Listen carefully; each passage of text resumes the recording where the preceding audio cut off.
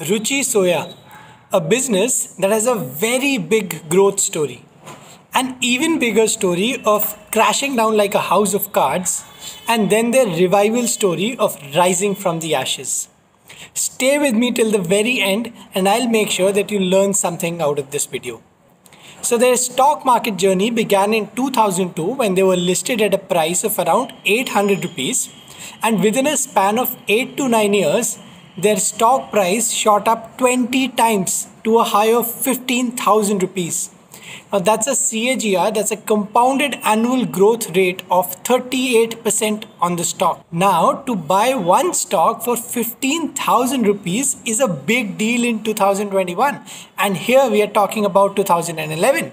So just imagine the kind of euphoria around that stock at that point of time. And they were able to show such a performance because Ruchi Soya was one of the largest FMCG companies at that point of time in India.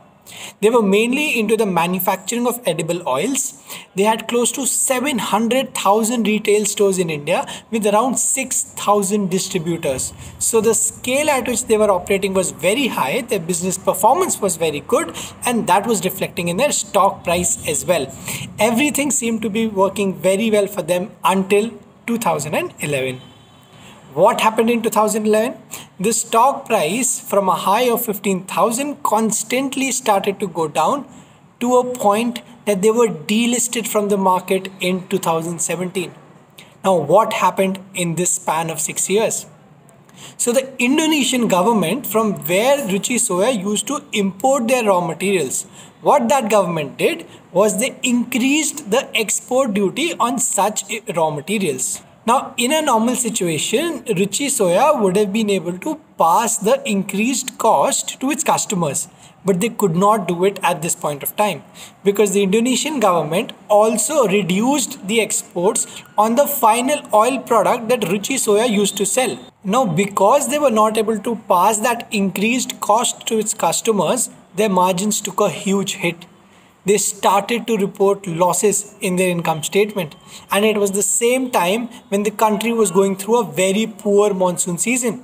Now Ruchi Soya had bet very highly on the seeds business, but because of a poor monsoon the seeds business did not take off at all, and the losses even started to go up. Now to make sure that the business keeps on running, they started to take debt from the banks, and as a result of that, the debt started to pile up on their balance sheet.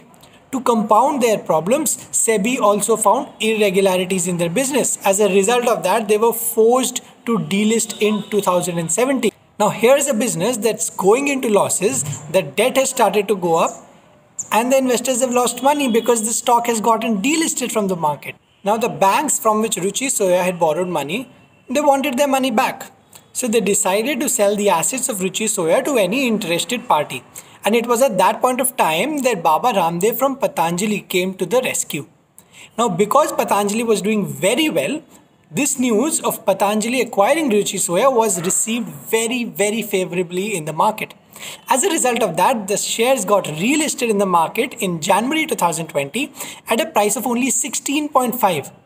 From there has been no turning back for the stock, and it shot up to 9,000% to a high of 1,500. And that's what you can see in this chart as well. Am I suggesting that you should then put your money into this stock? To be honest, I'm a little skeptical as of now. There are a lot of questions that are still unanswered. What's the debt looking like on their balance sheet? What's the overall health of their balance sheet? How much of their debt has been paid off by the Patanjali group? What's the growth looking like for Ruchi Soya business? Can they sustain that growth? These are all the questions which I want the answers of before I would want to invest in this particular stock. But the larger point is that this has been a classic story of resurgence from a point of complete obliteration. I hope you liked the video, and please subscribe to Finance Lens, and I'll see you the next time. Thank you.